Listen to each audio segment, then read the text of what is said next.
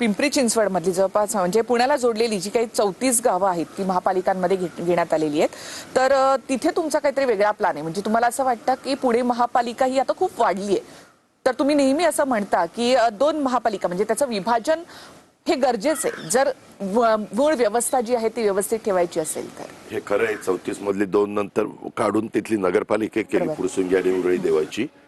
पण एकंदरीत ज्या प्रकारे हे शहर वाढतंय, जसं ठाणे जिल्ह्यामध्ये 6 ते 7 महानगरपालिका आहेत, इन्क्लुडिंग ठाणे जिल्हा आहे, तसं पुण्याचा एकंदरीत जिल्ह्याचा विचार करता पुणे पिंपरी चिंचवड सोडून अजून 2 महानगरपालिका होऊ शकतात. महानगरपालिका होण्याच्या करता जी काही तिथली लोकसंख्या असावी लागती तेवढी लोकसंख्या आपली हडपसरच्या पुढं उरळी, कांचन, लोणी काळभोर, वाकवस्ती, इकडं वाघोली, इकडं चाकण, इकडं आळंदी आणि तो सगळा बेल्ट ज्या पद्धतीनं गजबजलेला आहे, खूप लोक तिथं राहायला गेलेली आहेत आणि लाखो लोक राहत असल्यामुळं त्यांच्या ह्या समस्या आणि आज पुण्याचं भौगोलिक क्षेत्र राज्यातल्या सगळ्या महानगरपालिकांपेक्षा जास्त आहे. कदाचित देशामध्ये सगळ्यात जास्त असेल असं म्हटलं तर वावगं ठरणार नाही. एवढं भौगोलिक क्षेत्र वाढलेलं आहे. त्याच्याकरता इतका आवाका मोठा झालेला असल्यामुळं काही भाग हा, जसं आपण मोठा तालुका झाला तर 2 तालुके करतो, मोठा जिल्हा झाला तर 2 जिल्हे करतो, किंवा मोठी राज्य झाली तरी 2-2 राज्य केली ना. तुम्ही छत्तीसगड बघा, उत्तराखंड बघा, ह्या सगळ्याच्या बाबतीमध्ये मध्ये तेलंगणा आणि आंध्र प्रदेश झालं का, तर लोकांना सर्व्हिस चांगली मिळाली पाहिजे, प्रशासनाला नीटपणे ते कंट्रोल करता आलं पाहिजे. मग वारेमाप कसंही वाढून चालत नाही ना. त्याच्याकरता माझं आजही मत आहे की अजून 2 महानगरपालिका जवळपासच्या भागात त्या ठिकाणी असल्या पाहिजेत आणि त्या केल्या पाहिजेत. दादा, यामध्ये तुम्ही आणखी एक पुण्यातल्या गुन्हेगारीचा मुद्दा मांडला होता की आम्ही पुण्यामधली गुन्हेगारी संपवू असं.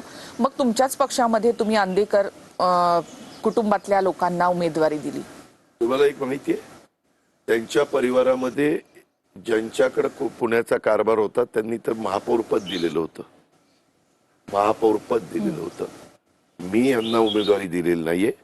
आमची जशी राष्ट्रवादी आमच्या बरोबर आहे तसं, म्हणजे आम्ही ते बरोबर आहोत, तसं 7 ते 8 पक्ष, जवळपास 9-10 पक्ष, भीम आर्मी, RPI, सचिन खरात गट, असे अनेक जण आमच्या बरोबर आहेत. मी प्रेसला पण ते सांगितलेलं आहे, नंतर पण त्यांना सांगित.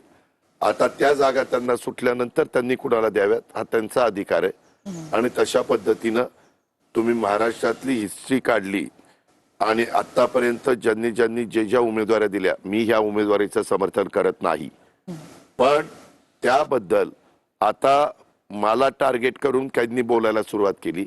वास्तविक माझा त्याच्याशी दुरान्वय देखील संबंध नाही. माझी मतं स्पष्ट आहेत, माझे विचार स्पष्ट आहेत. मी तुम्हाला घेतलं, तुम्हाला काही जागा आम्ही दिल्या आणि तुमची आणि आमची युती झाली. तुम्ही लास्ट क्षणाला तिथं एबी फॉर्म ला काही वेळ असताना तिथं उमेदवारी दिली. इतकं तुम्हाला सांगतो, कमी वेळ होता, इतक्या झटपट काही गोष्टी घडल्या, त्याच्यातनं काही घडलेलं आहे. आणि त्याच्यातल्या काही लोकांना पूर्वी आता सत्तेवर असणाऱ्या लोकांनी पण उमेदवारी दिली ना, तरी देखील मी म्हणतो म्हणजे मी उमेदवारीचं समर्थन करतो असं कृपया करून समजू नका. पण दादा, चिन्ह तर तुमचे आहे ना. त्याच्यामध्ये हे जे काही पक्ष आहेत ना, या पक्षात त्यांनी सांगितलं की आम्हाला या जागा दिल्या, एबी फॉर्म द्या. आणि आम्ही एबी फॉर्म दिले का, तर त्यांचं नवीन चिन्ह कुठलं तरी वेगळं येईल. जसं आता काही ठिकाणी 4चे-4 पॅनल तुतारीचा दिला का, तर प्रचाराला त्या प्रभागात सोपं जावं. इव्हन नंदा लोणकर आमच्या उभ्या आहेत, तिथं पण 4, ते तर माझे नगरसेवक नगरसेविका होते, 4 तुतारी तिथं दिली. काका चव्हाण उभे आहेत, तिथं 4 तुतारी दिली. असं ते आमचे तुषार उभा आहे पिंपरी चिंचवड मध्ये, तिथं 4 पण तुतारी दिली. असे काही काही प्रभाग तिथं प्रचाराच्या करता सोयीचं जावं म्हणून केलेलं आहे, हे मी नाकारत नाही.